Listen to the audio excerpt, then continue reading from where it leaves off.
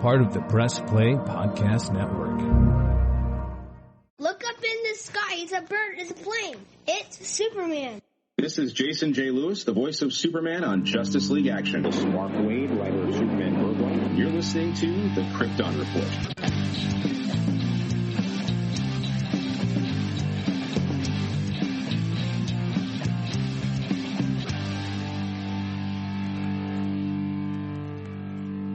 Krypton Report podcast, now part of the Press Play Podcast Network.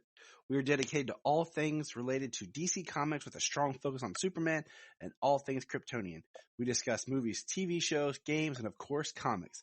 I'm your host, Tyler, the Superman of Blue, the Man of Tomorrow, the exhausted father of two, and with me is my co-host, the better looking of the two of us, Mr. James Cole.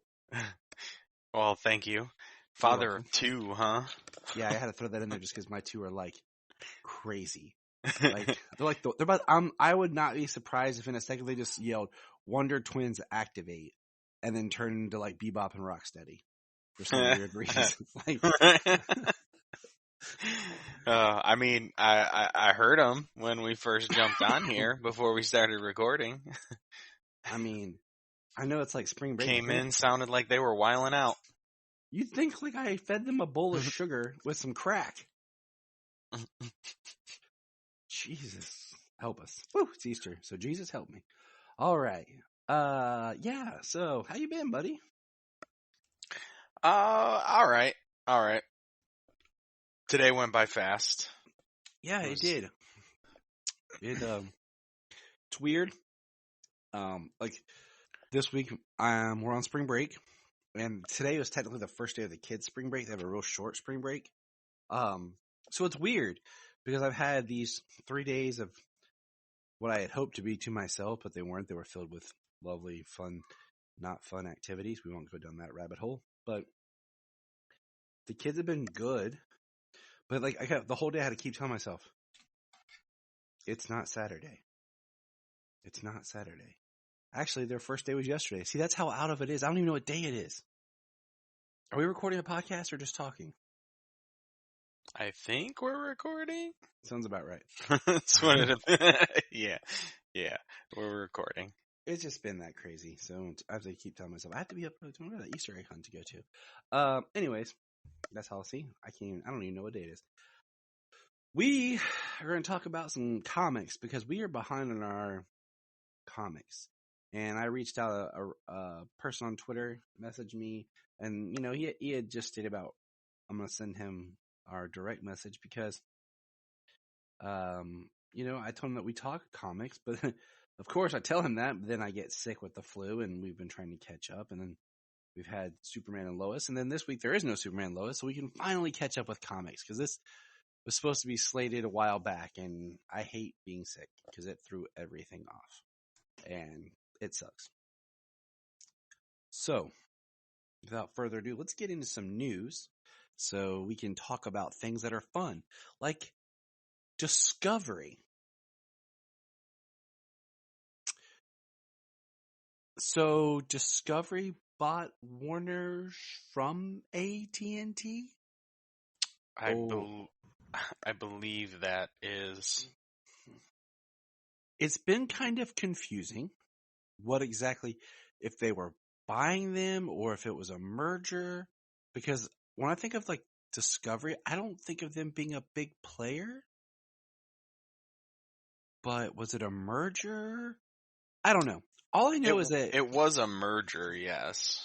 All I know is that Warner, and more specifically DC, is under new management, and I guess they're going to clean some house. There's been a lot of speculation come out, but one thing that the new powers that be have stated is that there's been some prominent characters that have been sidelined and not treated well, one being Superman.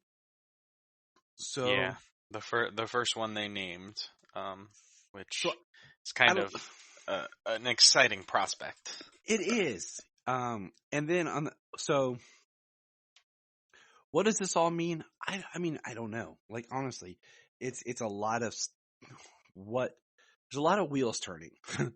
Yeah. Like we had talked about last time, and then we got a little bit more news is that it looks like they are pushing forward with getting Wonder Woman 3 off the ground and done sooner than later, with the chance of starting to film this year. Which doesn't really surprise me because, like you and I have speculated, Patty Jenkins needs this, and they need to get Gal before she's done.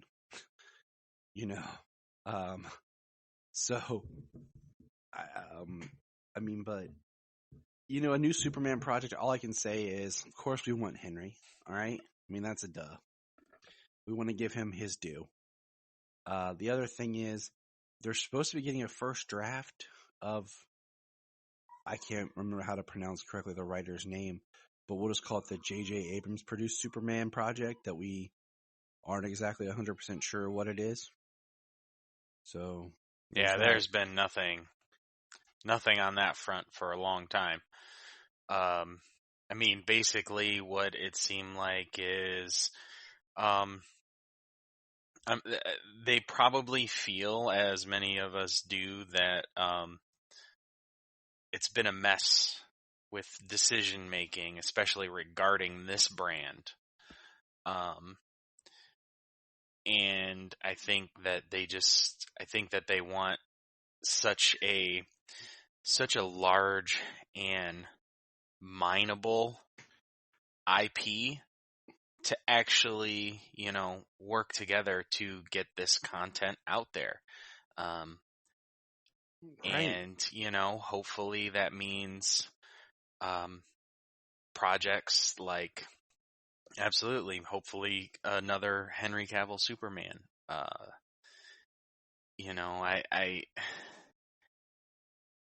I absolutely think that if another director wanted to come in with a good Superman story and Henry was about it, that, it would be a great film. I mean, they could maybe look at revisiting with new leadership the Christopher McQuarrie.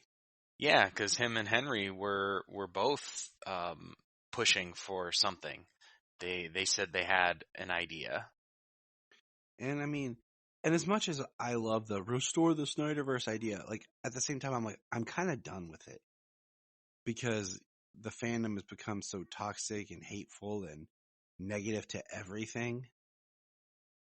And in the same breath, like, yes, I want Zack to do his thing. I think in the vein of that, I think the toxicity just comes from both sides. You know what I mean? There's a certain amount of it in the the fandom, but I think a large part of it is actually the people who attack the fandom just for enjoying Snyder's films. I know.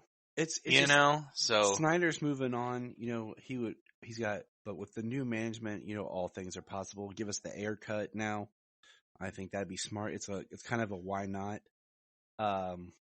So it's a hopeful thing. The other big point was this is what I think is interesting. Okay, was when they launched Titans.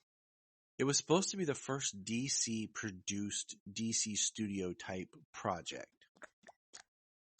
And now it looks like they're looking at doing their own studio with their own kind of Kevin Feige type thing, where it looks like, I don't want to say they're going to copy Marvel even more, but it looks like they're like, look, we've tried to do it this way and it's not exactly working out. So we're going to do it this way. Yeah. So I don't know what the right answer is. I definitely think that somebody who can get the groups working, the different facets of, shows, movies, I think they want it to just be more harmonious and maybe more cohesive. That way they can actually build something. And I agree. I mean, we also have the whole, the CW was up for sale or whatever. And in some regards, I'm just kind of like, I want to get all my DC under one umbrella. Okay. I want Smallville on HBO Max off of Hulu. I want Gotham off network and put on HBO Max, or off Netflix, put on HBO Max. So it's, it's this idea that I want all my DC in one place. There's still a few out there that I'm like, hey, where you at? Right. I want to see DC projects, movies on the big screen, shows that are streaming, movies that go to streaming coming from like a DC Studios. Right. You know, Yep. people who are working specifically on trying to make the best products they can. On this specific IP, Right. you know, not people who are trying to just think what's going to make them the most. Or people who are just it's obviously that, but you know, some people who are trying to do that with this specifically, not just everything they can. Right. So it's exciting, just to see what happens and where we're going. So, I mean, you know me, I'm always optimistic, enthusiasm. Yeah, you know, I think it's a good idea, you know, to make things a little more cohesive when it comes to an overall world. I mean, yeah. We have the multiverse, but at the same time, it's still a lot to try to keep up with. Yeah. I mean, I think the multiverse is absolutely necessary so we can get some more of these original projects. Oh, I agree. I'm just saying, like, it's just a lot to take in sometimes, even for people like us. Like, and speaking of multiverse, I'm really surprised that we haven't got an announcement for The Batman 2. It's kind of feels like it should be a duh, but it is weird that we haven't got an official announcement. Now with the new management, maybe we will be getting it. I mean, it made over $700 million worldwide so far. I don't have a total, but I know fans and critics. So, yeah, why not? Speaking of Batman, though, we got our first look of Michael Keaton in his new Batsuit. We did, yes. Let me pull this sucker up here. It's the most bland, like, it's him. It's his suit. Because we've seen it. It's the most, like, bland reveal photo ever. And I was trying to figure out, is it a leak? It looks almost like it's an ad for a cardboard cutout. Like I need to order. Right. But it's the best look of the new suit. And it looks kind of like the next evolution in from where the 89 to returns to what the next suit would be. Because it doesn't really take a lot from like modern suit making. So it really does look like the next evolution in his bat suit. I mean, yeah, it looks like it does look like that. I mean, it looks more armored in certain respects. It absolutely looks like a Keaton batsuit. And bland, yeah. I mean, it's just the black suit on a white background. I thought the same thing. I was like, wow, like that's really the first official image. Yeah, I was like, did it leak? I was like, what is this? I don't even know. It's hard to. I always say whatever the suit looks like in these photos. You know, you have to see it in the movie. Well, usually, like, I mean, like, how many times did, for the longest time, the first like official release photo for like the CW characters and suits sucked. Like the first time we saw the Flash, the photo was horrible. And then we got the behind the scenes. I was like, oh, okay, cool. Supergirl's horrible. Then we got like to actually see it. And I was like, oh, cool. Arrows was okay. Superman, the first time they showed Tyler Hoechlin Superman, looks like he just walked in off the street, put on the suit, and got in front of a green screen. Like, and he was still like half asleep. But then when I saw him actually like in the footage, I was like, awesome, you know? And this just looks like Keaton's like in a daze, but it looks like a Keaton batsuit.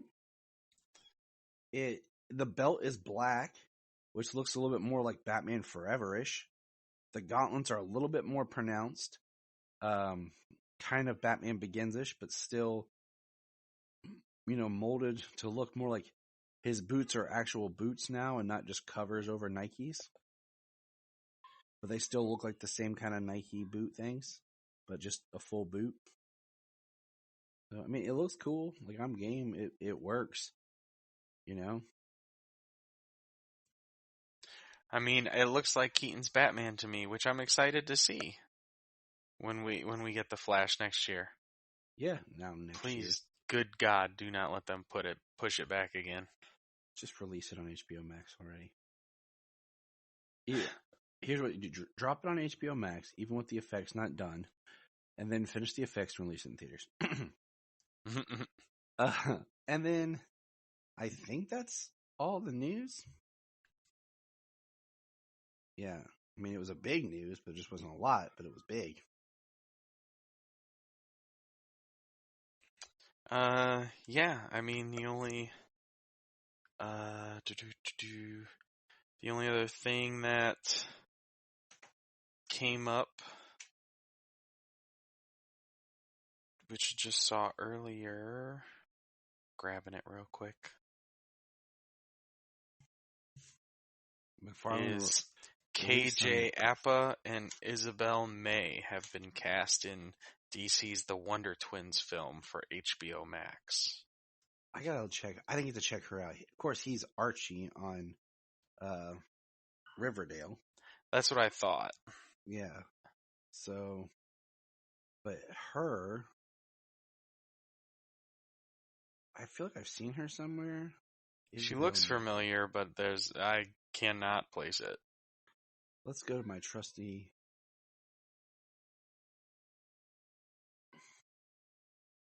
Wow. She was born November 21st, 2000. Oh my goodness. She played Veronica on Young Sheldon. She's on that show 1883, which now I might have to watch an episode just to see her act. But why? I don't care that much about the Wonder Twins. And that's. I mean, if it comes out on HBO Max, I mean, I'm more likely to watch it. Oh yeah, I've yet to. Yeah, I've yet to watch Aquaman, the King of Atlantis. Oh, that animated show. We started it. The kids were kind of interested. We started it, and then they kind of lost interest, and I didn't push it. So yeah, we started it, and the kids did not like what they were seeing, and they left within minutes, and we sat here and watched it for a few more minutes and was like, this is kind of terrible. Yeah, it's not even like bad, like it's just bad. So yeah, I'm me, I'll take any DC property thing and I gotta finish it though. I gotta say, I gotta suffer through it before I can make a real statement on it. That's how I feel about, I gotta finish season 3 of Batwoman. So that's kind of, yeah, that's how I feel. That was kind of interesting. We're actually watching season 3 of Batwoman on HBO Max, and it's kind of interesting the way that they used the Rogues Gallery's weapons to kind of make a Batman style threat. Not exactly the villains, but something similar. Yes. Okay. That's only 3 years. I was looking at something here. KJ here was born in 1997. So that's 3 years difference. So if they're going to be twins, they got to at least be close in age. Yeah.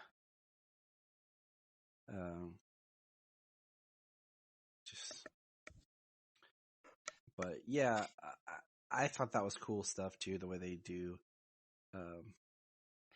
the Rogues Gallery stuff. And I'll finish it. I just really haven't had the time. Hey, we're going to press pause and hear a few words from our other podcasts on Press Play Podcast Network. Hello, Brooks here with the Books with Brooks monthly book club podcast. Here's how Books with Brooks works. We read one book a month, and then we talk about it. Classics like Stephen King's The Shining, debut novels like We Are the Brennans by Tracy Lang, and tons of other compelling, life-changing stories, one book and 1 month at a time. So come read along with us, and then listen in.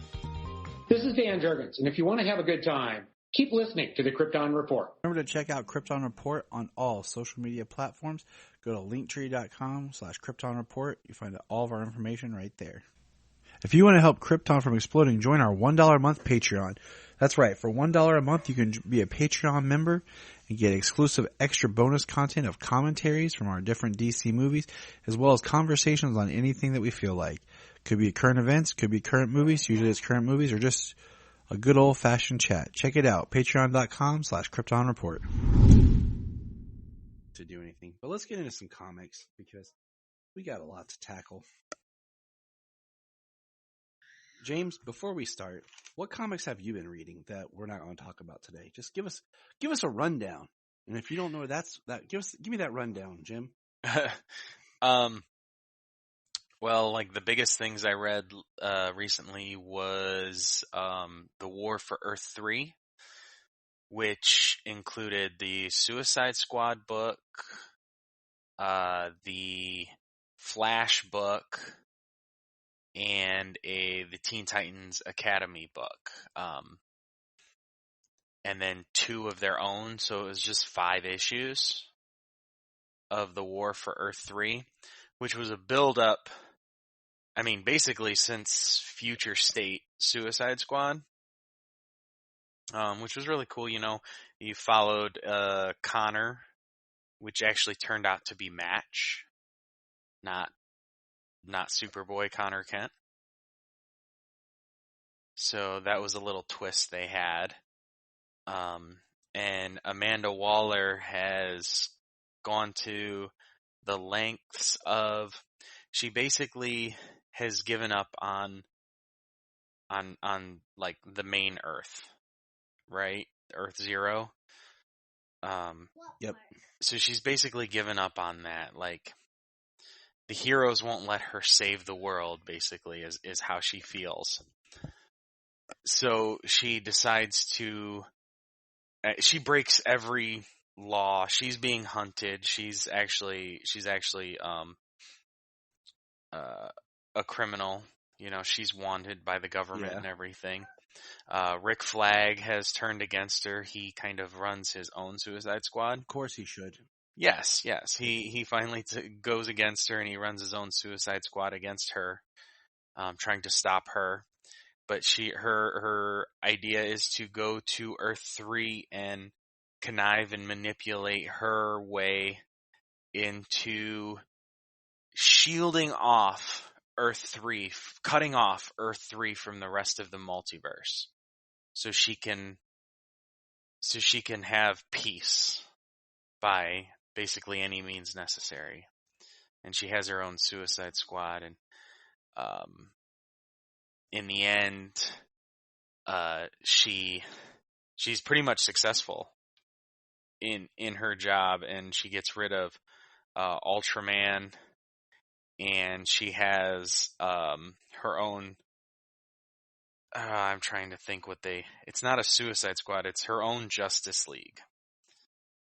There was a name they had in Future State for her Justice League that I can't remember, but it's the John Stewart of that Earth, the Power Ring. There is a Brainiac-infused Etrigan. Ooh. Yeah, from another Earth. So some of these characters are from other Earths. She has Superwoman, which is Donna Troy on Earth 3. Nocturna, a Black Canary from another Earth. Maybe Black Siren from another Earth. And then Johnny Quick, and then there's Match as the Superman. And he's actually got an all-black suit with a red S that's backwards. Pretty cool last page. I'll actually have to share it with you.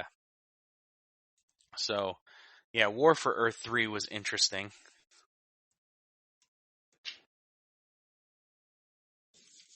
Yeah. So it actually says never the end. So I doubt that's the last we're going to see of Amanda Waller in Earth 3.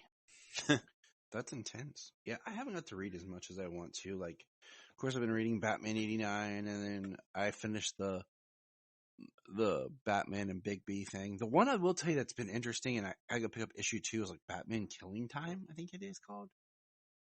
Like I read. Isn't that one of the Black Label books they came out with? No, it's not. It's just a regular. It's a 6-issue run, and that's kind of when I saw it. It was like this special, just 6 issues. Okay, 6 issue. All right, I'll do it. You know, because I'm still reading the Batman Catwoman, but God, that thing's been stretched out for so long. Whenever I told the guy at the shop, I'm like, whenever it's done, I have to reread the whole thing to understand what's going on. Because the newest issue just came out, and it's like the one book I never keep track of because they just randomly drop the issue.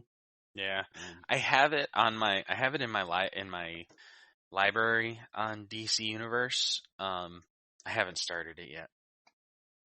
And that's what's crazy is it should have already been done, but it's like another doomsday clock.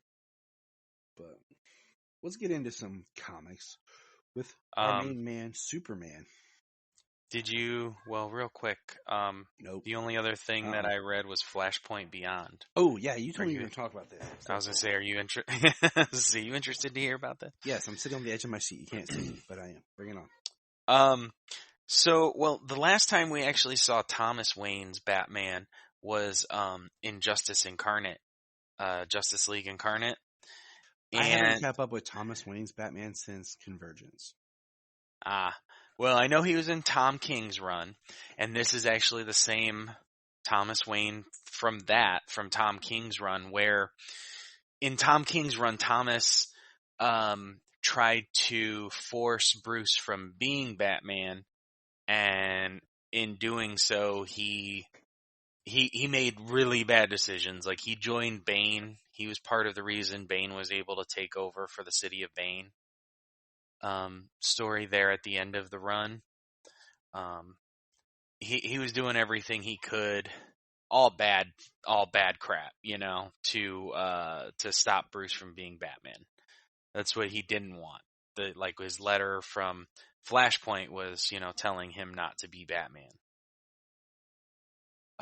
But the last time that we saw Thomas was in Justice League Incarnate, and the darkness, something beyond the Omniverse. It's a power that Darkseid was trying to get a hold of. He actually wants to stop it because actually the darkness is like trying to wipe out everything. And he wants to control it because obviously if the darkness wipes out everything, he has nothing to conquer. Right. But Thomas had gotten infected with the darkness, and he died, like turned to ash almost, or whatever. He just disappeared. He got consumed by it. And then, so now Flashpoint Beyond opens up, and he's just alive on his world that shouldn't exist. Flashpoint shouldn't exist because the Flash changed it. He changed it back. And the reason Thomas exists is because Thawne pulled him out and made him a time aberration, just like Thawne. So that's why he exists outside of Flashpoint when he shouldn't. Kind of the interesting thing when this opens up, though, is he has a chalkboard, and there's a lot of things written on it. It says 5G averted. Remember that? Nice. Which is funny because basically the future state was like a reworking of 5G, but yeah, that's neither here nor there, but it is. Story irrevocably damaged. Beyond the Omniverse, what's beyond it, and to where? Fall of the Justice League, and it says rise of something, but Batman's blocking it. Why is Deathstroke not acting like Deathstroke? Imposter, question mark. beware, he'll find his son. Do not interfere. His daughter will rejoin Justice Society to save it. Who's hunting the time? So I think there's some questions there and something leading to like Dark Crisis. Because have you seen the image of the Deathstroke they have drawn that looks like the Nightmare Deathstroke? Yeah. Okay. But Thomas is actually with Mime and Marionette from Doomsday Clock. Nice. Yeah, and so this is kind of like a setup, because he actually gets Jenny Slater's wristwatch and the snow globe.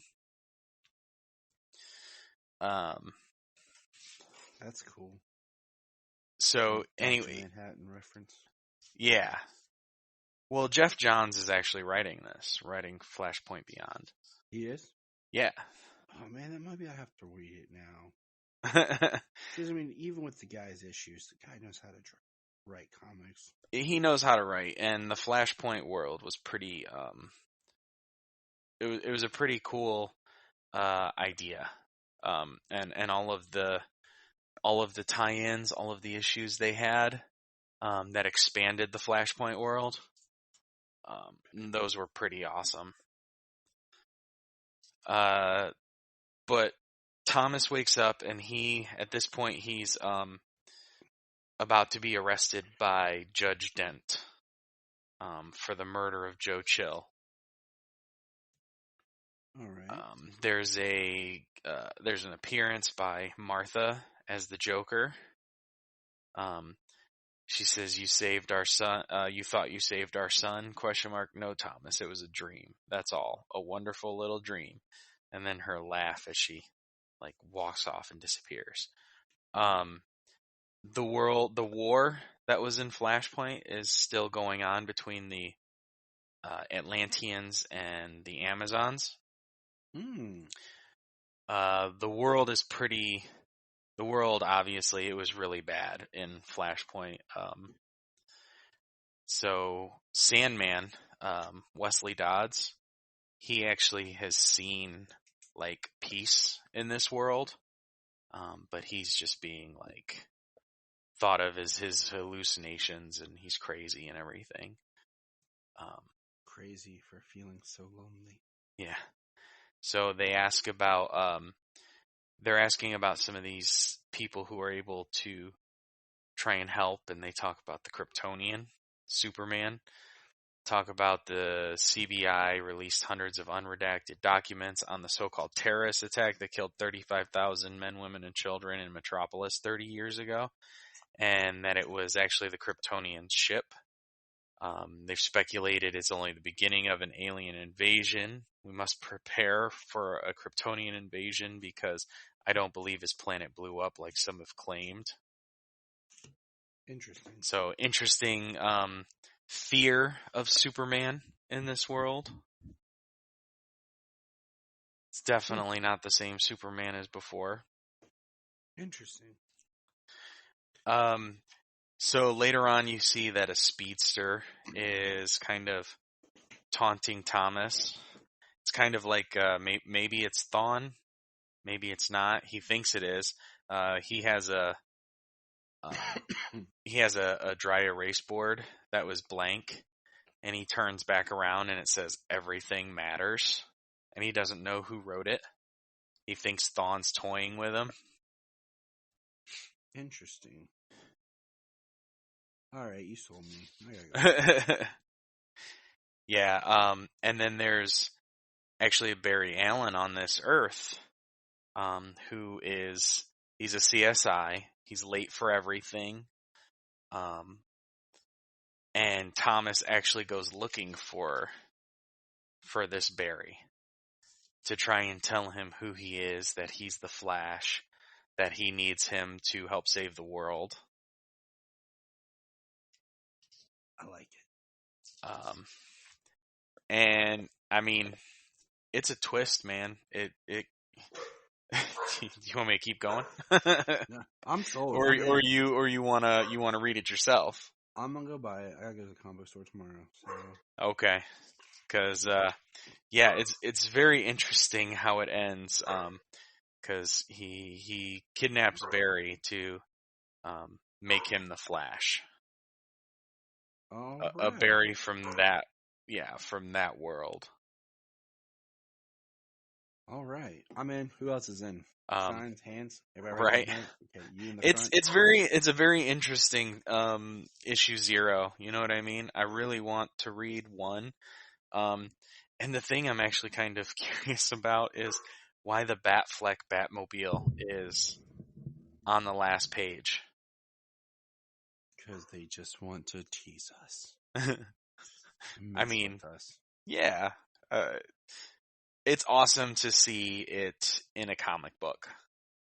I thought it was fantastic. I sent you that image. What's even awesomer is when you drive in the car and you have a long discussion with your children which Batmobile you would want to drive. And then they each pick a different one. We have a discussion of what we would be driving and why. Solomon chose the Tumbler. Sayla chose the Batman Batmobile. And of course I took the Affleck Batman. So could you just imagine that convoy coming down the highway? I'd say that's very loud and everything is shaking. Like windows and doors are just, you know? That would be good times. Good times. All right. Well, let's get to a comic that I actually got to read. Thanks, James, because of all the fun that James gets to have, you know, all that reading he gets to do. Well, I've been reading a lot more on my DC universe, you know. It's all these issues I'm paying for. I'm tracking them on a nice little comic reading challenge on Twitter. Yeah, but I'm happy to say I'm up to like 188 issues this year. If you're not following James on Twitter just to see what he's reading, you're an idiot. I'm not trying to be mean to anybody, but you know, it's kind of cool to see what James is reading. What's James reading today? It's like my right. So it's books that I keep up, you know, week to week, month to month.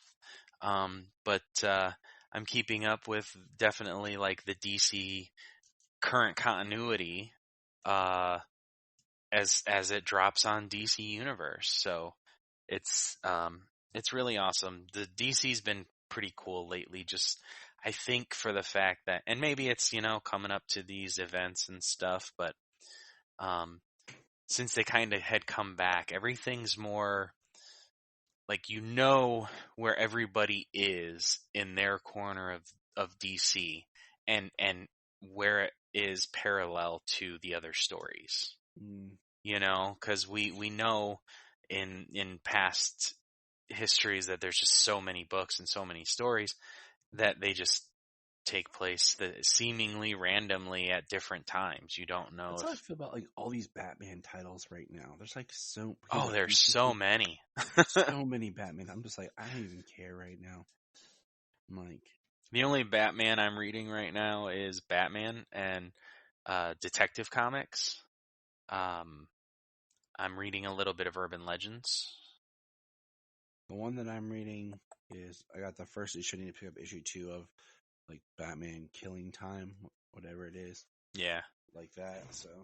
And of course, I mean, I'm reading Robin and Nightwing. Oh yeah, I'm reading Nightwing because Tom Taylor. Speaking of Nightwing, we'll get there. But hey, Action Comics 1040. It has your man Mongol on the cover. And he says, next, holding the Superman cape. If James was a Batman villain or a Superman villain, I think he would be Mongol. I'd be Mongol. Yeah, what do you think, James? I if I was going to be a Superman villain, that fits. I accept.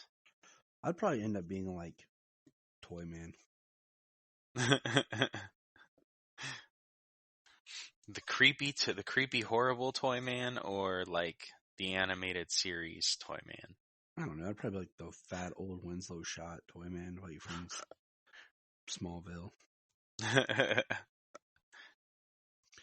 But this one, okay, so this is the first issue that was drawn by Fred Federici.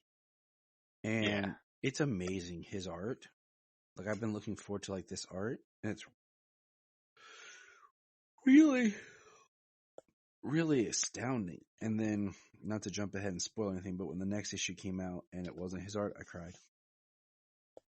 But this is the World War Saga, Part 5. Well, all of these issues, they have a lot going on, you know? Yeah, they do. I think just through the telling of the story, the way it's developing, because, spoiler alert, we've been loving this run. Yeah, it's been a great run on Superman. Yeah. I think he's had to turn in the stories and, get these multiple artists working just to be able to get them all out on time. Well, what do you call it? The next issue makes sense of why you'd have a different artist. So it wasn't a big deal.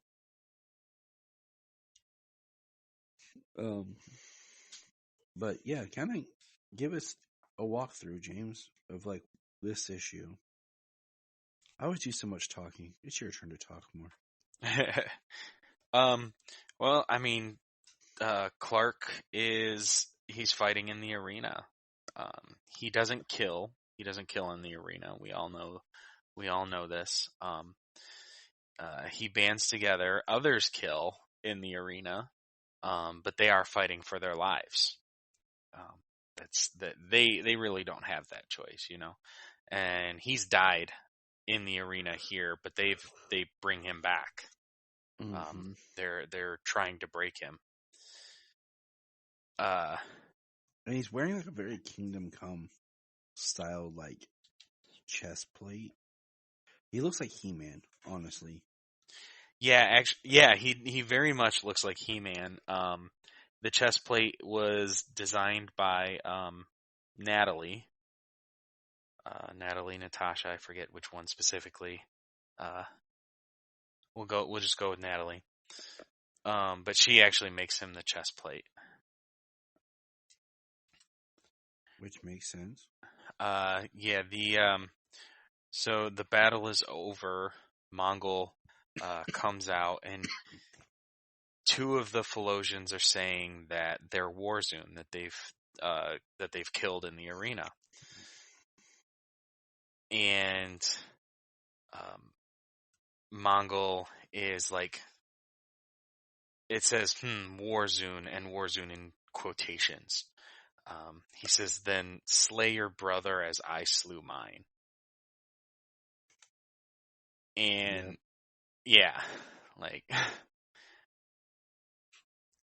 he is this Mongul. He is definitely, this is a very dark Mongul. So much less than just conquering. He destroys any humanity that, anybody who is unlucky enough to be under his heel. So he goes to, they kind of hesitate, and in that case he decides to kill them all. And Superman jumps in between to save the day. Superman's doing pretty good, but he's powerless against Mongul. The star forges that power this war world are red solar radiation, so he's depowered. He doesn't have any of his abilities. Which sucks for poor Clark. Yeah.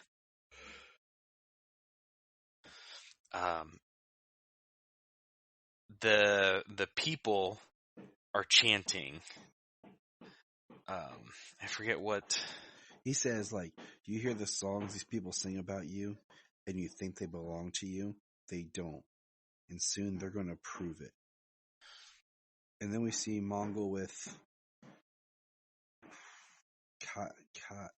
Keitel. You know, the one. With I've been saying it in my head as Cheadle. Okay, but that may not be right, but it always works in your head until you have to say it out loud. And then you're like, ah, crap. It's an alien name, so it could be exactly that. It's probably like Kevin. Right. You disappoint me, Kevin. You would make a martyr of him. You would make a martyr of him. Yeah. He's begging Mongol to kill Superman. I think he believes that people are a little less broken down by Mongol than he thinks. True. And then we get the next page, actually 2 pages, where basically, let's sum it up, is Lila, isn't it? Yeah. Or Leah, however you pronounce it. She's alive, and they basically turn Omak to the dark side. Omak is now going to work for the Warzoons in Mongol because him, cannot remember. Omak is there for Lila. And yeah. Crypto, he says that he can bring her back. Yep. And that they'll do it if she obeys. Yeah. And then we get Superman down in like the jail, basically talking to people, the people he saved, the people that think he's stupid. I mean, everyone puts him down in how he doesn't, fight and want change, and he wants there for truth and justice. And they talk about they got a message from Midnighter. And we see that Clark can pick locks with his friends. Do you think he named his hands Truth and Justice? He's like, yeah. It's time for you to meet truth and justice. Yeah, definitely his hands, He's not as much of a kicker as, say, True. Batman or something. Yeah, I bet Clark's learning some new skills, new useful skills on War World, Mm-hmm. Because Superman's always been the guy to take the hit so nobody else had to. Because he can take it, he can withstand it. But he can't do that here. At least not in the same way. But he does put himself in between them all the time. Excuse me. One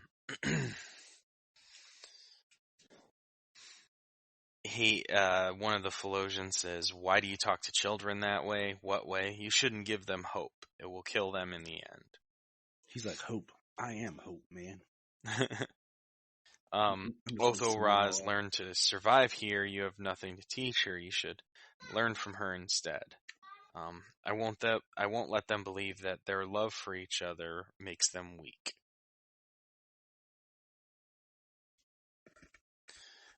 That's the brother and sister.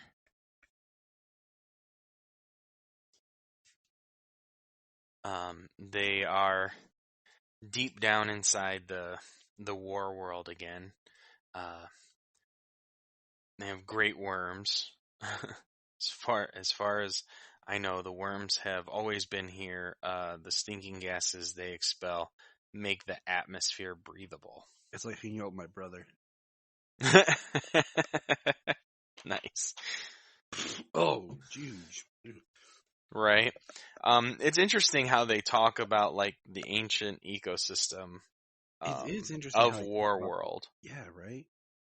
The way that they've discussed how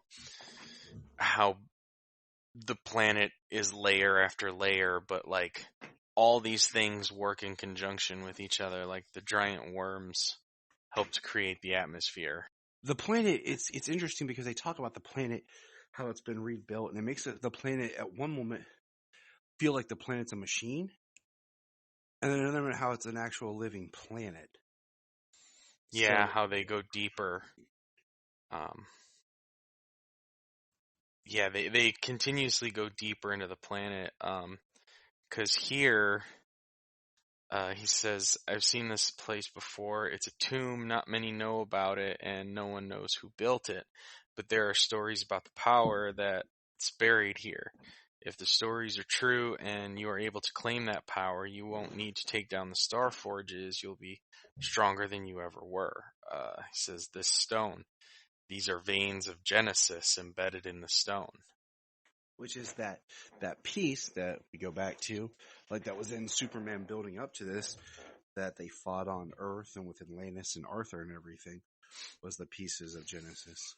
Yeah, that imbued that Atlantean with power and made him like that giant creature and stuff. Yep.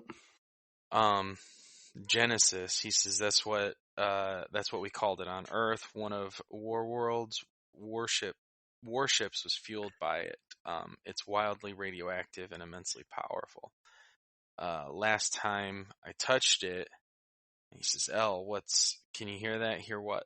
There are people down there, a lot of them, and we have to get back to the surface, the cells." And a lot of, and some of Mongol's people are here, specifically define the Notlings, as they call them, these young Philosians, especially the brother and the sister. The girl has a bit of iron at her wrist. I found them. Her iron goes to me. You won't touch my brother. Have pride, Notlings. He who holds all chains took notice of you. No other Notlings on Warworld can say the same. He wishes to see you both again, though not alive. That's some harsh conversation. Hey, I want to see you again, just not alive. And then we'll jump over here to Action 1041. That when you open, it starts weeks ago, different artwork. And surprise, this whole book is about Midnighter, because it's called Midnighter's Tale. And what's funny about this book, at first I was a little upset it was all Midnighter, but then I was like, you know what? I'll roll with it. Every time he shows up, people are like, are you Superman? No. You know, we see him fighting. We see Midnighter he's like, it's the Superman. He's like, ugh. And he's just taking people down. So this is kind of like, it's giving us what Midnighter's been up to. Are you Superman truly? The name is Midnighter. Superman and I aren't really talking at the moment. And, he meets some people and he helps them and he cuts the one woman's chains. And, it's like, who are you to break my iron? I blinded a Leonore for one of these. And, he goes on to say, showing off your chain while you tell me how tough you are doesn't land like you think it does. And then they join up with him. And we see they're spray painting the Superman sign or marking it all over the place. We see kind of a cool image of Superman fighting Doomsday in like a suit that looks very, what would you say? Like Godfall mixed with Kingdom Come. Yeah, something like, yeah. And they start wearing that same kind of shield that Natasha made for Superman, and Midnighter's wearing like a red cape cloak. My favorite is when he rips the dude's head off and tosses it to the other guy.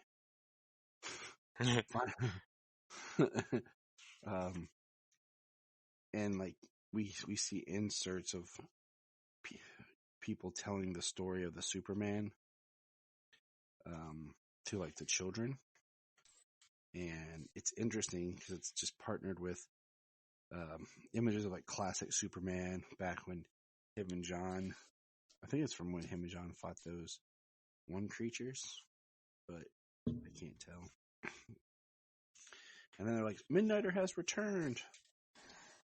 And he's talking to Byla. and they're going to take down a Star Forge. And Superman shows up. And then he says, "Blue." We just see Superman's hand. And we hear that OMAC is with the Berserkers. And then it cuts back. And we see Natasha inside her cell. And we see OMAC, who looks like she should be fighting alongside Shao Kahn.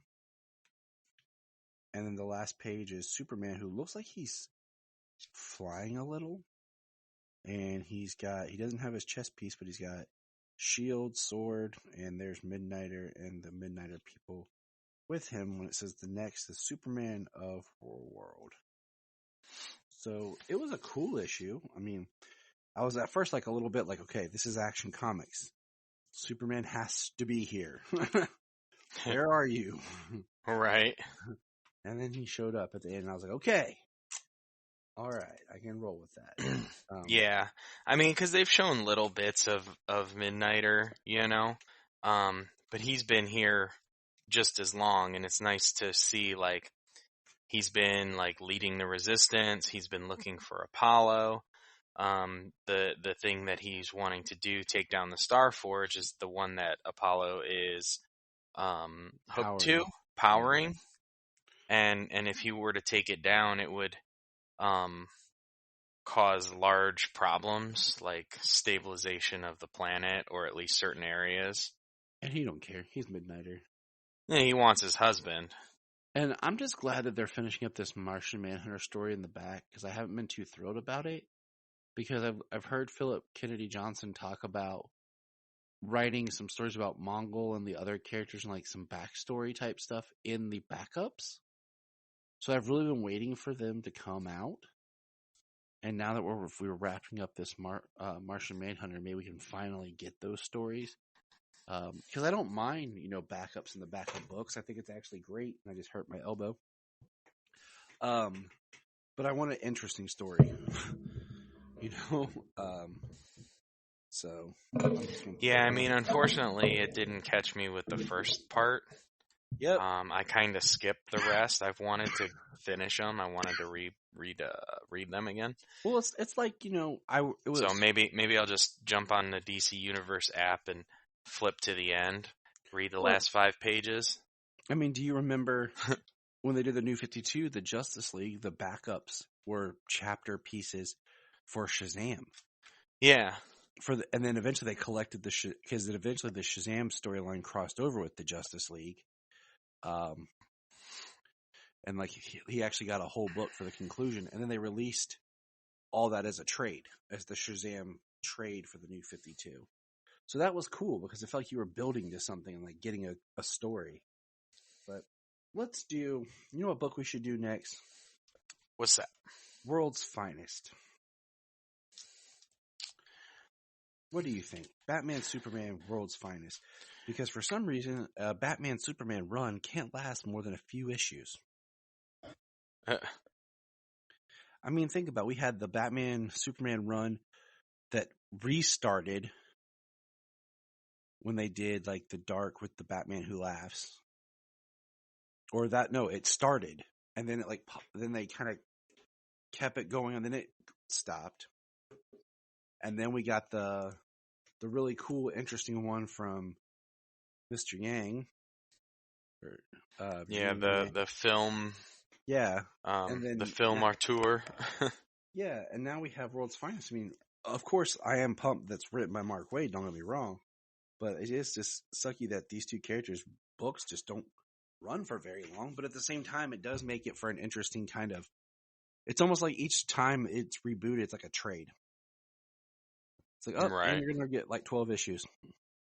Yeah. So it's just interesting. Well, I mean, unfortunately, that issue is upstairs. I don't have that one with me. What, the World's Finest? Yeah, it's upstairs. What the heck, James? I forgot to go grab it. I forgot it was up there. All right. Well, I guess I'll have to do all the talking. I think you're used to it. I am. I'm going to shut up sometimes. It says Metropolis in the not too distant past. And there's like a plant attacking. on top of the Daily Planet, and it's Poison Ivy.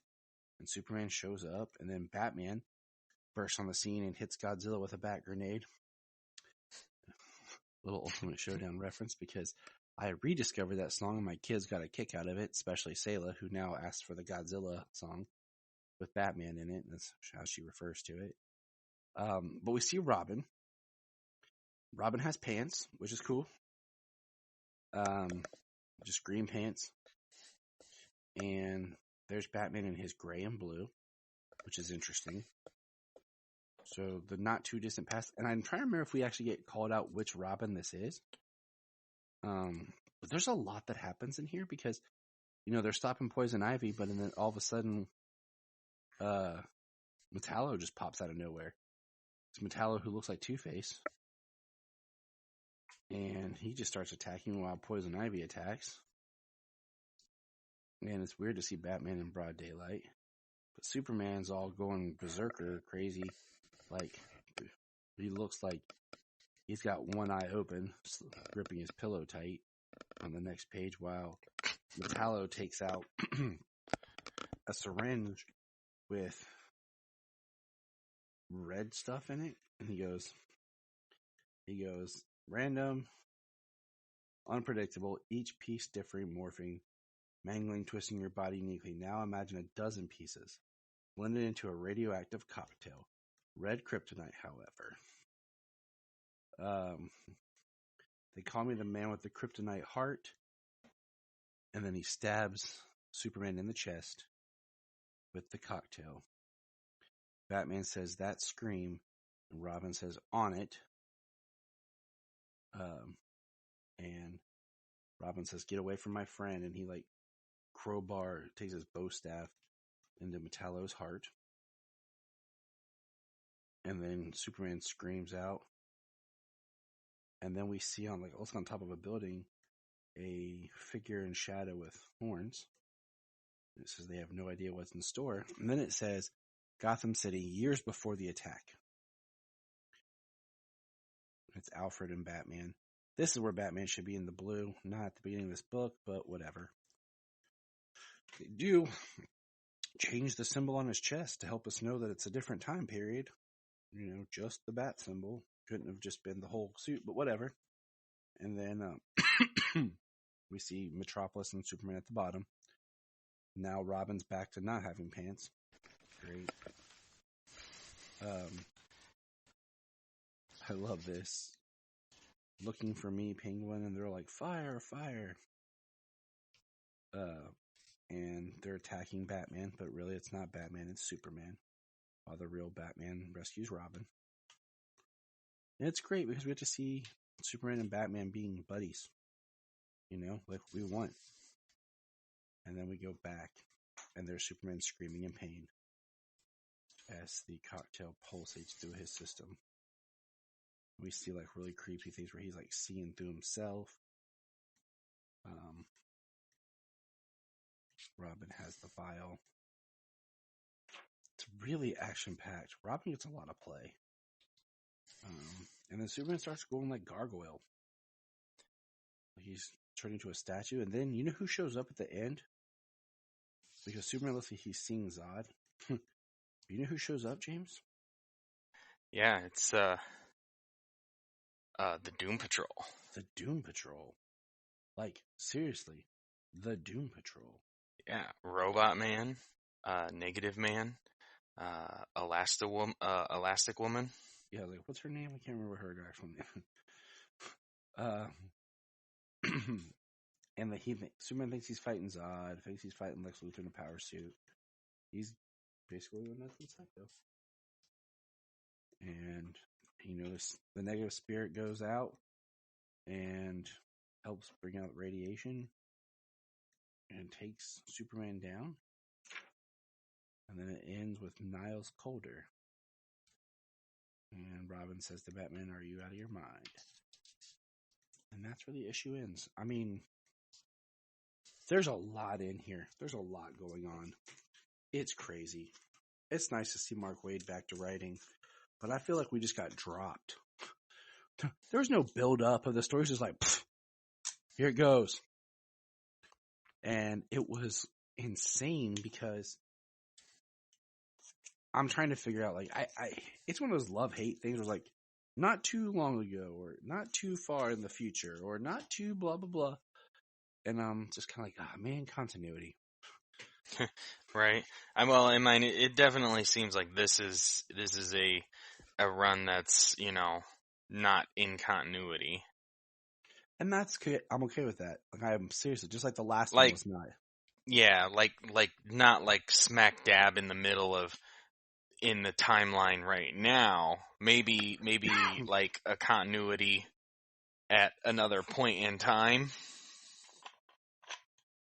But because clearly they even jump back and forth in this just with the memories of Robin, with Robin being in the pants and then not in the pants in the memory. Amen, brother. Amen. All right, so now it's time to jump to Superman, Son of Kal-El. And this is going to be fun because we have several issues and we have a guest. Well, the interesting thing about Niles Caulder is looks like he's got kryptonite surgical tools in the end of this issue, though. Yep. He does. That's why Robin's like, are you out of your mind? Like, yeah, like the a bunch of kryptonite surgical tools. Yeah, that's I'm sure that's not nerve-wracking at all.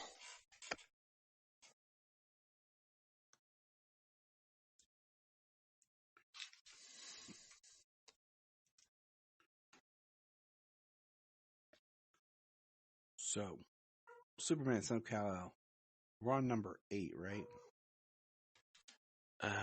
Was it 8 or did we talk? Did we talk about? Because that one's the one.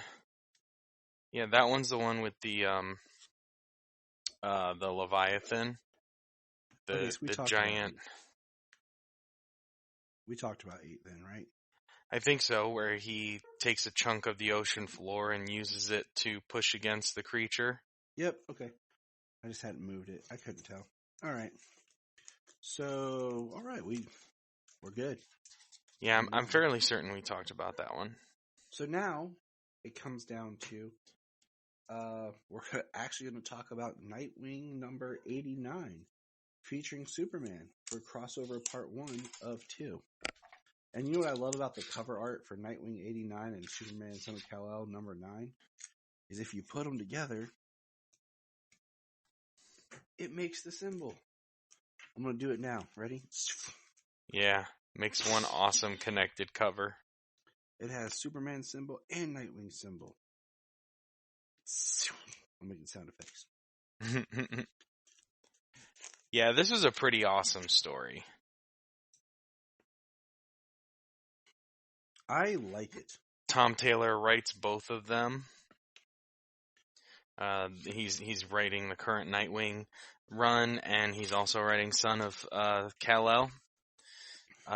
We open up in this one, and Batman and Nightwing are searching for John Kent. And we're in the Rebirth era, which is interesting. Okay, we're in the Rebirth era, but Nightwing's wearing red. And I didn't think Nightwing wore red at the beginning of Rebirth is still a continuation of the New 52, so this is his New 52 suit. Right, but I thought when they launched Rebirth, he switched back to the blue. Because remember, he wasn't Nightwing at the end. He got outed in Forever Evil. He went into Spiral. Right. And I thought when he came back, he was back to being Nightwing in the blue. Well, there's probably some kind of skew of the timeline there, since we had or somebody messed up. Dark Knight's Metal. And when somebody messed up, or it's kind of that time skew from Dark Knight's Metal where the universe was returned, created, and everything that has happened, so it merged the New 52 and Rebirth into what everything's happened before. The new 50 rebirth. I mean, that's kind of skewed the timeline, and it kind of changed the birth of John to begin with. So, I mean, really, yeah, I mean. We'll go with it. With the crisis after that, kind of timeline is fluid. It all matters and nothing matters. That's kind of how I feel sometimes. Yeah. It matters when they want it to matter. It doesn't when they don't want it. I love it because John's missing, and it is Nightwing and Batman that find John. It's when he first got his powers and he was lost. And I love, John shoots at him, and then he's hiding in a cave, and a giant bat showed up. And Dick takes his mask off, and he takes Bruce's mask off, and he says, "There's nothing to be scared of. I'm Dick. Your dad and I work together. It's good to meet you, John." And then Bruce is like, "Superman, we found him." And it's the first kind of their meeting, and John's scared, and this is pure Dick Grayson right here. He says, "Hey, John, guess what Batman keeps in his utility belt?" And it's a sucker. And he goes, "Here you go." And then he says, "You want to see me juggle?" And Dick starts juggling some rocks. Yeah. The first few pages of this issue. I love it. First of all, I love it because I miss young John.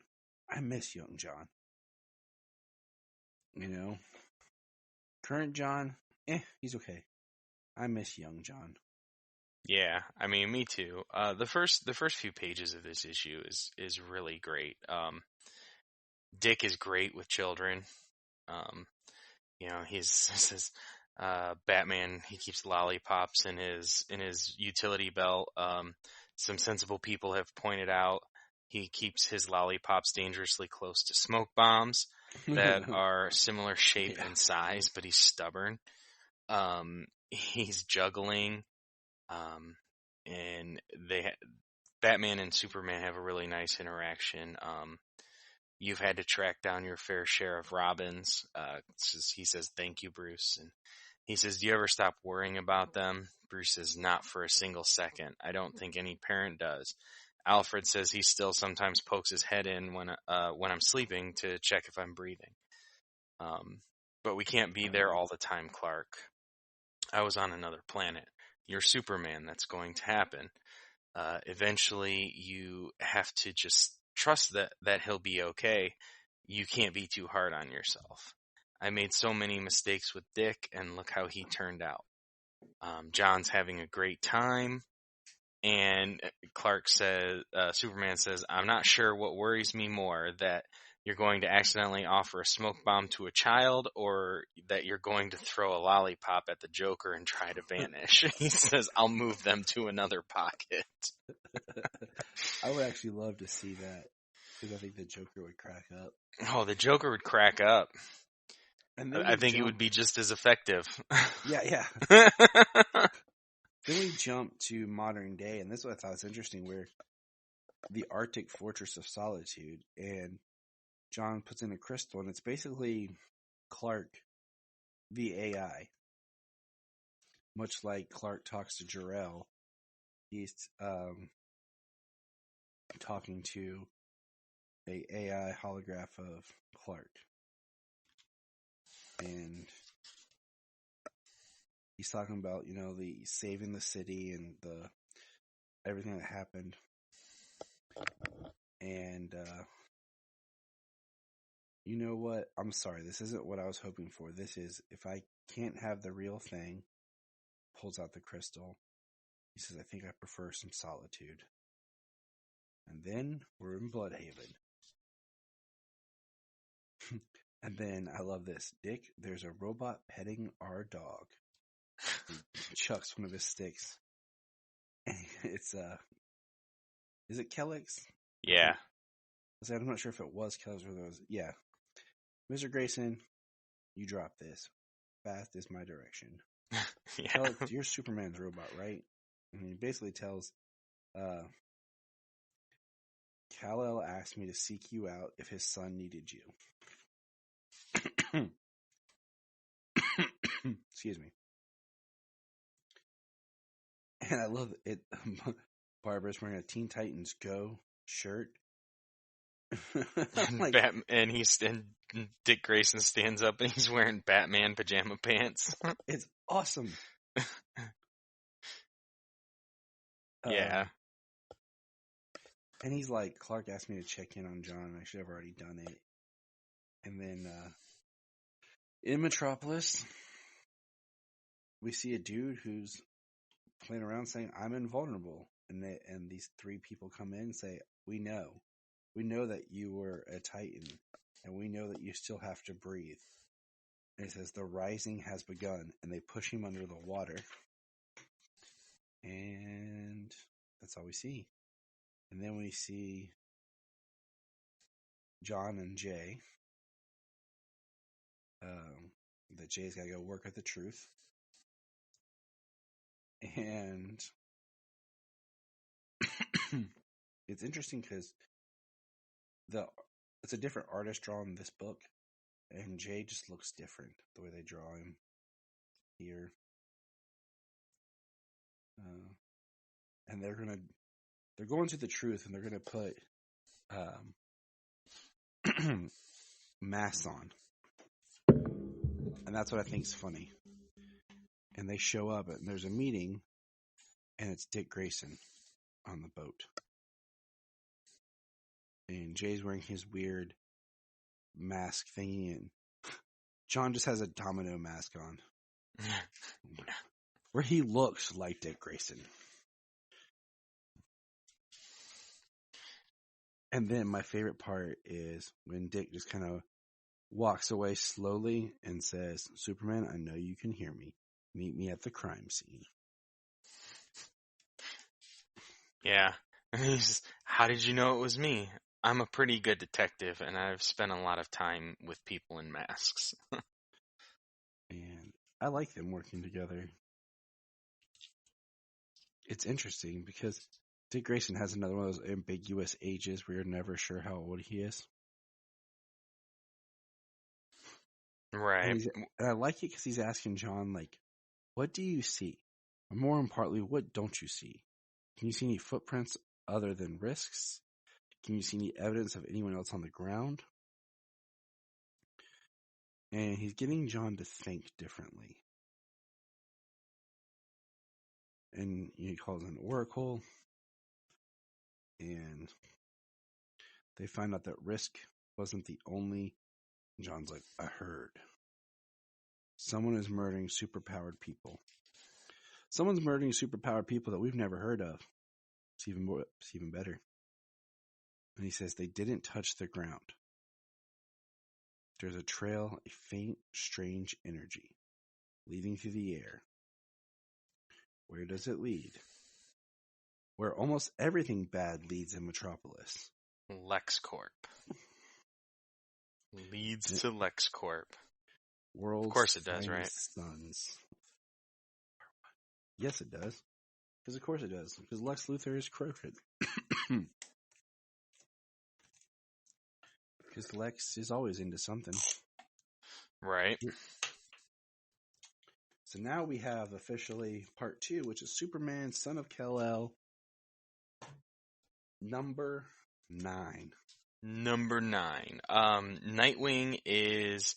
So basically Nightwing is out like day after day, night after night, alone. They stopped everybody from operating alone, so that way, nobody would be an easy target. But Nightwing is out there doing his thing alone, in hopes of drawing them out. He draws out 3 characters. I like his reply here. He says, you can't run. And Nightwing says, I really can. Half this job is cardio. I love that he's fun. And I love the narration, though. It says, Dick Grayson, my dad gave him the name Nightwing. And I love the way they do Nightwing, where like you have one panel with like the same images, but Dick moving inside of them. so we really see the athleticism. Yeah, I think that's a really cool thing they do with Nightwing because, I mean, that's his big that's his big selling point there. I love this. They're like, goodbye, Nightwing. Want to watch him hit the ground. I just hear them speaking German like Hans Gruber, like some 80s villain. I say they're speaking German, or they have a German accent, a Russian accent, or maybe a Swedish accent. That guy with the glasses and the long hair, I could see that. Yeah. What was it? Crap. Was it Umbrella Academy season 2 where they had the Swedish villains and they were listening to Adele's Hello in Swedish? I can't remember. So they throw Nightwing off, and then we see who comes flying up? Superman. And can we just say how chill Nightwing looks? And we see that he has treads of his symbol on the bottom of his shoe. That's BA. I want my name on the bottom of my shoe. And then we have Professor X looking dude, President Bendix. Bendix. Not Bendis. Yeah, what's Superman doing there? I don't know, President Bendix. Our satellite tracked him leaving an hour ago. You flew out of the country. Sure, but the world's round, so I just kept flying and ended up back here.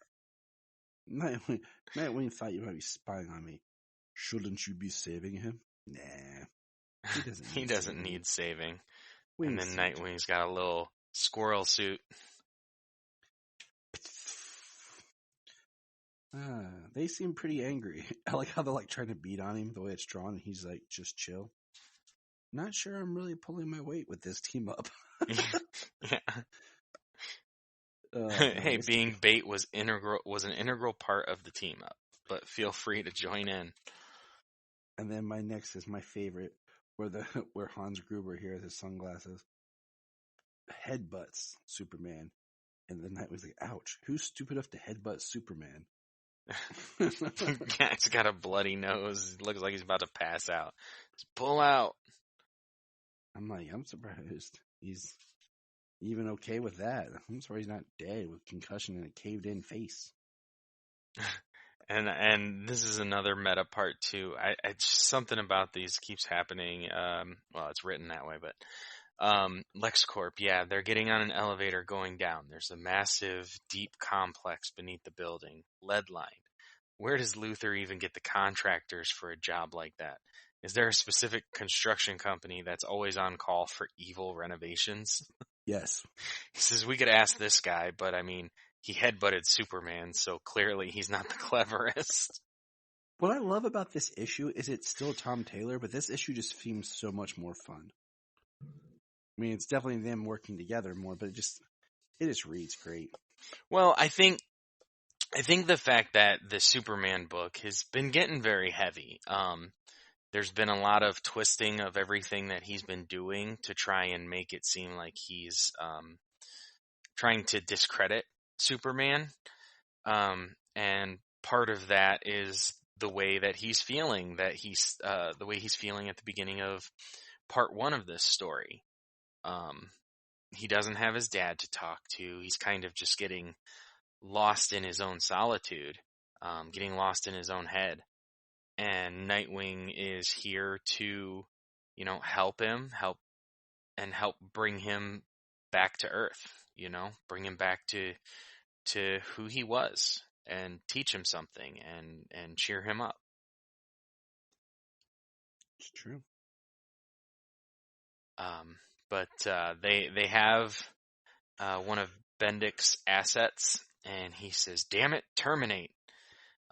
Sir, he's a valuable asset. He was an asset. Now he's in their hands. He's a liability.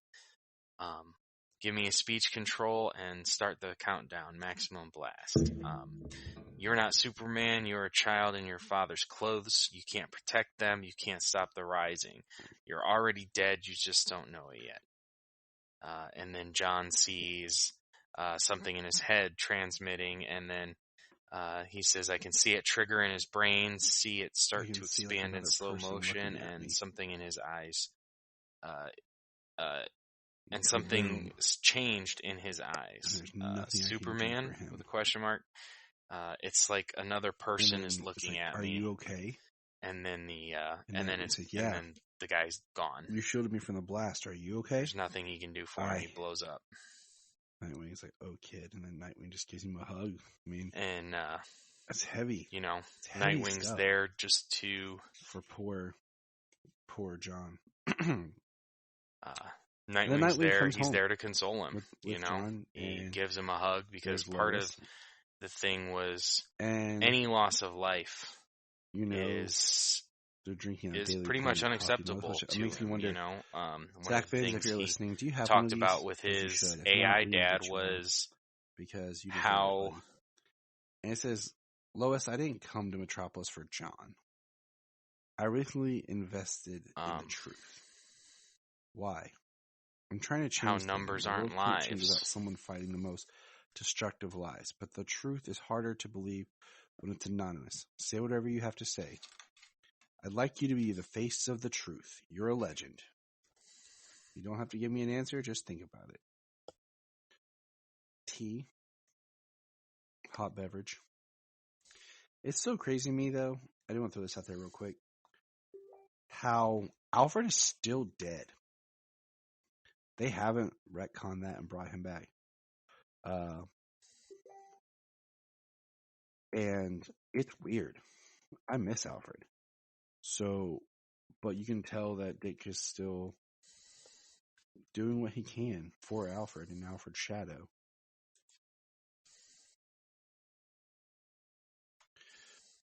And they're talking.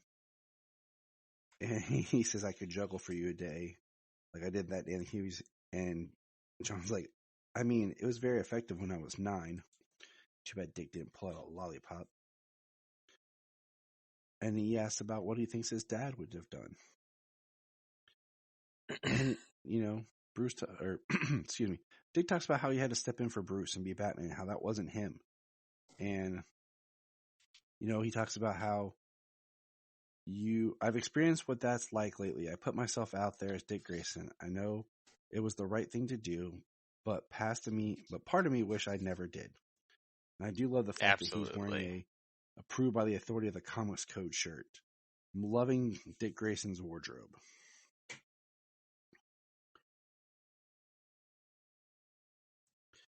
And he asks if he ever felt he belonged as Batman. And Dick said, hell no. Turns out I do have a superpower and it enhances imposter syndrome. And John says, you're my kind of hero. When I was a kid, you were the superhero who swooped in and found me when I was lost and scared.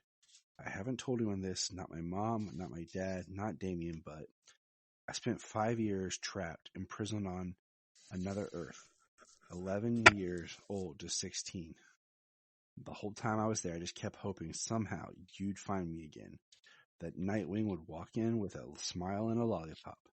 I know it's stupid. And he says, it's not stupid. I'm sorry I didn't find you, John, but I'm here now. We have a lot in common. He says, I don't know if you're up for a mentor, but he says, yes, please. And then Jay comes running in and through the wall. He says, it's okay. Yeah. He says, is it a guy that just walked through your wall? It's okay, Mom. And then Lois pops in with like the craziest, biggest, weirdest gun I've ever seen. And Jay's like, I'm the editor of The Truth. Seriously? And then they have basically the image that makes John look like he blew up the guy. He says, I got your back, don't worry.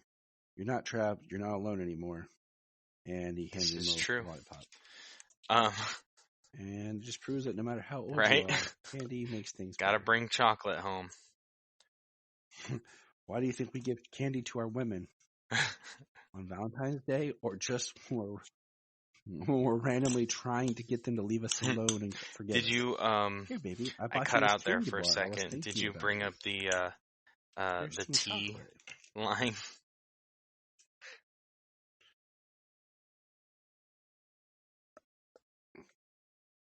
Yeah. I'm glad I talked about how it's interesting how Alfred's still dead.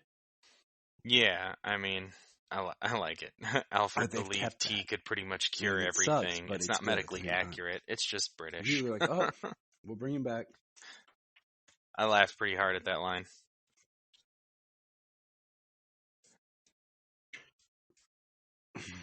It's just Alfred. Yeah. It's just And it's pretty Alfred. cool. Lois We love joins Alfred. the truth. She says, yeah, I'm in.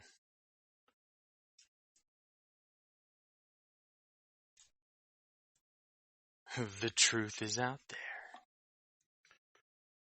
Every time I hear the truth, I just want like the truth. I don't know why. It just sounds funny. Excuse me. After a day of yelling at my children, and it comes time to podcasting, finally, I'm just all coughs. But hey, Superman Son of Kal-El, number 10. We're wrapping up this section of catching up on comics. We have a few more to do, but we're wrapping this up part up here. And we're at the Truth headquarters in Hops Bay Metropolis, where Jay and company are typing away.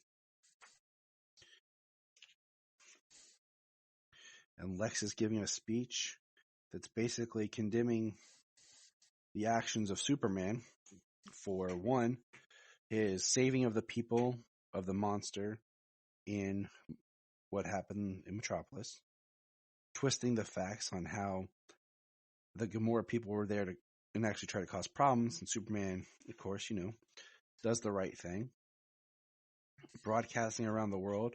Meanwhile, John's out there actually saving people. Yeah. While Lex is spreading his lies. Explosive cyclogenesis. Dublin. Meteorologists call it a weather bomb. And the people are actually afraid of him.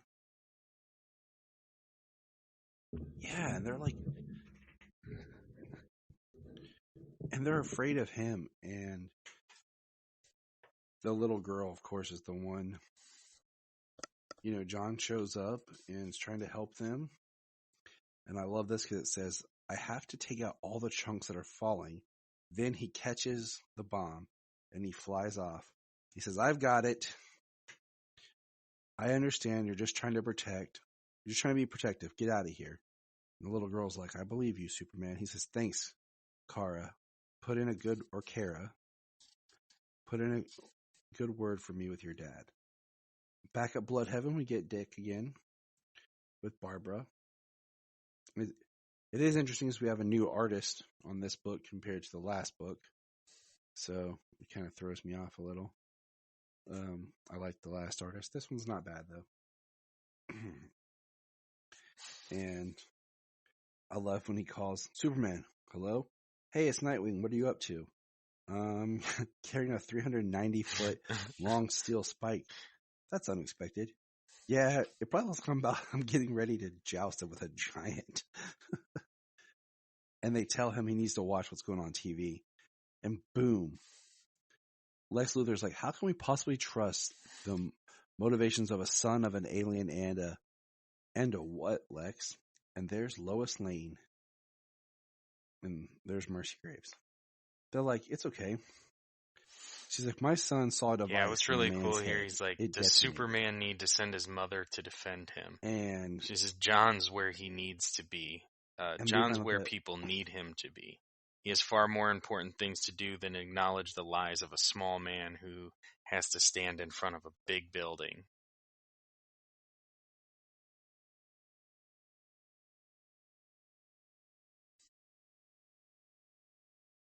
And then we have the people at the Truth who say, we need to talk because government agents won't put bombs in our head. And he said, did anyone else see this device in the man's head? Yes, another superhero was with him. Nightwing was a witness and spoke on the record. Lex, of course, says, oh, the vigilante terrorist from Bloodhaven? Actually, I thought we'd rely on your word, Lex. Let's go. And then we have an ad. Speak your truth. And Lois Lane pulls out a golden lasso. And they're like, is that? Yep, Wonder Woman's lasso of truth. I think Lois Lane is my new hero. Who's she reporting for? And Jay's like, I think she's reporting for us. Seriously, Lois Lane is working for the truth. And we see John watching on a screen. And Lois, if you have nothing to hide, then I'm sure you wouldn't mind answering some questions in front of the whole world, Luthor. We can start simple. Just reach out and tell me, is President Bendix trying to frame my son for murder? And Luthor is like, I'm not going to play along with this little stunt of yours, Lois Lane. And he walks away. She's like, oh, you're leaving? This is not a great look, Lex. Well, I guess this is my Right? podium now, and any questions you'd like me to answer far too honestly. And then this idiot comes out trying to be all tough like, you've overstepped, Miss Lane. You should know I'm not lying when I say this is a very bad idea. We turn the page. And boom, there's John holding the dude. Whoosh. And he's like, if you want to try something, I will be quite happily embarrass both of you in front of all these cameras. It's like the most powerful being on the planet. Don't mess with the dude's mom.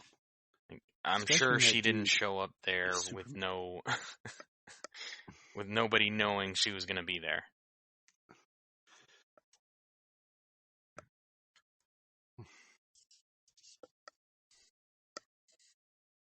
Yeah. And then the next part changes tonally. We find out that it wasn't. Yeah, I like that. But you said, what did I say? Just some rope you and she painted it gold. Never said anything. You never claimed it was the lasso of truth. She says,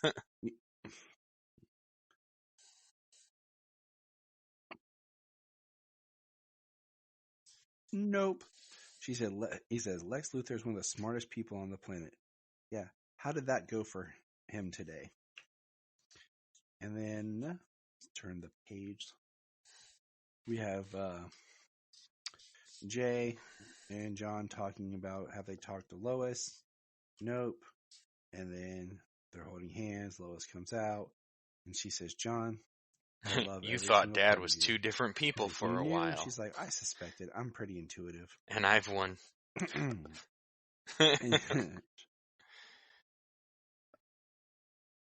Yeah. And I've won Pulitzer since then. We better get back in there before this gets awkward for Jay. She already knew. She suspected. Yeah. What's really good here is you're not supposed to just show up in our house. I know. I'm sorry, but I couldn't risk being seen. I didn't see you. I didn't hear you. How? He's Batman. That is no way a satisfactory answer to my question. Right?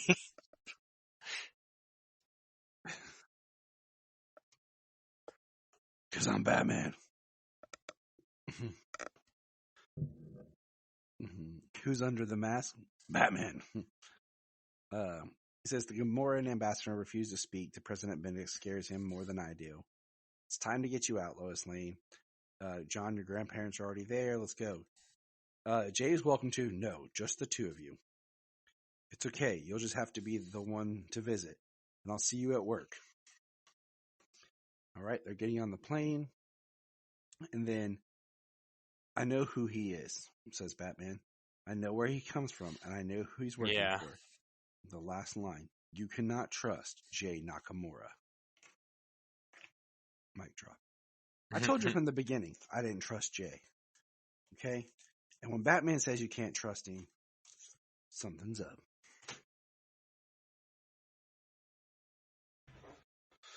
So, Superman Son of Kal number 10 just came out this week.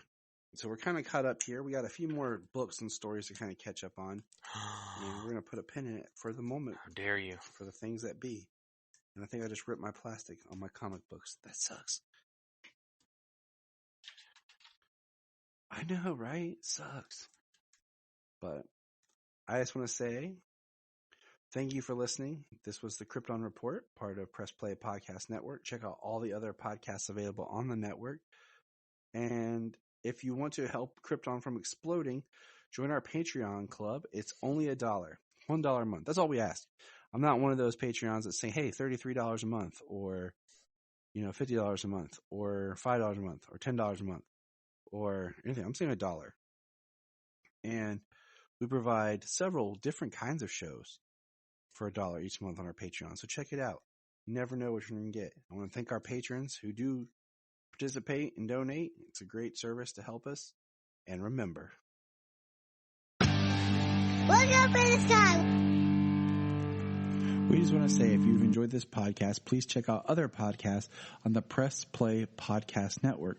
But also, if you love Superman and DC Comics, please listen to the following: The Last Sons of Krypton, Superman the Animated Podcast, Holy Batcast, The Geek of Steel, Digging for Kryptonite, The Aspiring Kryptonian, The All-Star Superfan Podcast, and Superboy the Legacy Podcast. Enjoy.